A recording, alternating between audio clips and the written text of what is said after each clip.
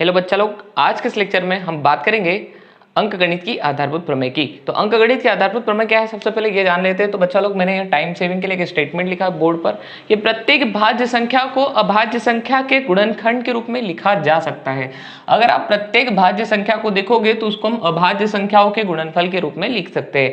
ये हमारा कथन होता है किसका, अंकगणित की आधारभूत प्रमेय का, कि every composite number can be expressed as product of its prime number. तो ये जो है भाज्य संख्या मतलब कंपोजिट नंबर इंग्लिश में, और अभाज्य मतलब प्राइम नंबर।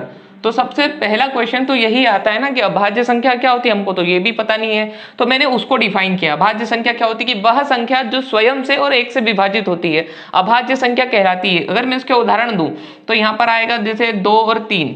2 सिर्फ स्वयं और एक से विभाजित होती है, 3 में भी खुद का भाग जाता है और एक का भाग जाता है, 5 में भी खुद का ही भाग जाएगा और एक का जाएगा। ऐसे ही 7 है, 11 है, 13 है और 17 है, 19 है, 23 है, 29 है। ठीक है, इस टाइप से आप लोगों को नंबर मिलते जाएंगे। आगे कई सारे नंबर्स है जो ये सारे नंबर अभाज्य संख्या है। अभाज्य संख्या मतलब ऐसी संख्या है जिसमें किसी से भाग नहीं जाता, मतलब सिर्फ एक से जाता है। एक तो खुद से भाग जाएगा या एक से जाएगा। ये सारी संख्या ऐसी है जिसमें जैसे 19 है, 19 में 19 से ही जाएगा और एक से जाएगा, इसके अलावा किसी से भाग नहीं जाएगा। 31 की बात क्या मिलेगी, जैसे आपको यहाँ पे 37 मिल जाएगी, 37 मिल जाएगी। ठीक है, इसके बाद क्या मिल जाएगा आपको 41। ठीक है, फिर 43 भी मिल जाएगा आपको। फिर आप लोग देखोगे यहाँ पर 47 मिल जाएगा। ठीक, और 47 के बाद यहाँ पर आएगा, ढूंढते जाओ, 52, 53, आई थिंक 53 भी है। 53 में भी किसी से भाग नहीं जाता। ठीक है, तो इस टाइप से आपको काफी सारे नंबर्स यहाँ पे मिलते जाएंगे जो अभाज्य संख्या होती है। इसे कई अभाज्य संख्या होती है। अभाज्य संख्या की परिभाषा समझ में आ गई। अभाज्य संख्या को अंग्रेजी में कहते हैं प्राइम नंबर। तो प्राइम नंबर कैसे नंबर होते हैं, ऐसे नंबर जो इटसेल्फ से और 1 से डिवाइड होते हैं। A number which is divisible by 1 and itself is called prime number. ऐसी संख्या जो स्वयं और एक से विभाजित होती है उसको हम अभाज्य संख्या या प्राइम नंबर कहते हैं। ऐसी संख्या जो स्वयं से या एक से विभाजित हो उसको हम कहते हैं अभाज्य संख्या या प्राइम नंबर। तो बच्चा लोग, यहाँ पर हम देख रहे हैं कि 2 भी और 3 भी 5 और इतने सारी संख्या लिखी है, सब स्वयं और एक से विभाजित, इसलिए अभाज्य है। अब हम समझते हैं कि अंकगणित की आधारभूत प्रमेय होती क्या है। अब भाई कोई भी भाज्य संख्या है तो भाज्य संख्या क्या हो सकती है, ना तो 2 होती है ना 3 होती है। बात करते हैं 4 की। तो 4 जो है, 4 को लिखो आप लोग, कैसे लिखोगे, अभाज्य संख्याओं के गुणनफल के रूप में लिख सकते हो। देखो ये भी अभाज्य संख्या और ये भी अभाज्य संख्या है। 5 तो अभाज्य है। बात करें 6 की, तो 6 को अगर गुणनखंड के रूप में लिखोगे, गुणनफल के रूप में लिखोगे तो 2 और 3 आ रहा है। 2 भी अभाज्य है और 3 भी अभाज्य है। तो 6 क्या है, भाज्य है, और ये दोनों क्या है, अभाज्य। ये दोनों क्या है, अभाज्य। तो एक चीज क्लियर हो रही कि प्रत्येक भाज्य संख्याओं को अभाज्य संख्याओं के गुणनफल के रूप में लिखा जा सकता है। ठीक है, अगर अभाज्य संख्याओं का गुणा हो रहा है ना तो उसका उत्तर जो है वो भाज्य संख्या होगा। और अगर कोई भाज्य संख्या ने कंपोजिट नंबर है तो उसको हम अगर गुणा में लिखेंगे तो हम अभाज्य संख्याओं के गुणा में लिखेंगे। लाइक बच्चा लोग, मान लो मेरे पास यहाँ पे जो 7 भी है, अगर 8 नंबर आ गया तो 8 को मैं कैसे लिखूंगा, 2 गुणा 2 गुणा 2।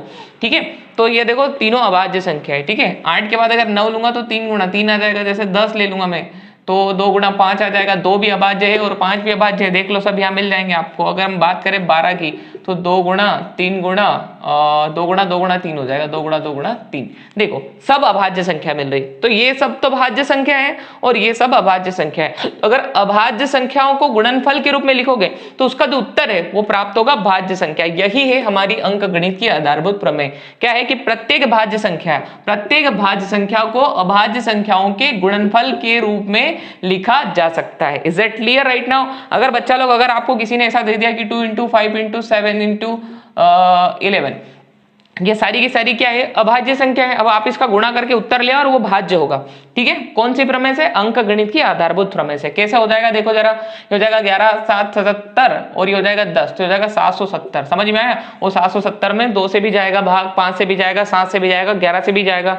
तो ये सभी अभाज्य संख्याओं को अगर गुणा कर देंगे तो वो जो है एक ऐसी संख्या बन जाएगी जिसको हम कहेंगे भाज्य संख्या। समझ में आया? तो अगर ये सारी अभाज्य संख्या है तो इनका गुणनफल क्या होगा, भाज्य संख्या। और अगर आपके पास भाज्य संख्या है तो आप उसको अभाज्य संख्याओं के गुणनफल के रूप में लिख सकते हो। तो बेटा ये होगी हमारी अंकगणित की आधारभूत प्रमेय। आई थिंक बच्चा लोग, आप लोगों को अंकगणित की आधारभूत प्रमेय जो है वो क्लियर समझ में आ चुकी होगी। तो बच्चा लोग, अगर ये प्रमेय आपको समझ में आ चुकी है तो इस वीडियो को लाइक कर दीजिए और मेरे इस यूट्यूब चैनल डीवीके मैथ्स क्लासेस को यदि अभी तक आप लोगों ने सब्सक्राइब नहीं किया हो तो प्लीज सब्सक्राइब कर ले और बेल आइकन को भी प्रेस कर ले, ताकि अगली जितने भी वीडियो मेरे डलेंगे उनका नोटिफिकेशन सबसे पहले आपके पास होगा। तो पढ़ते रहिए। All the very best.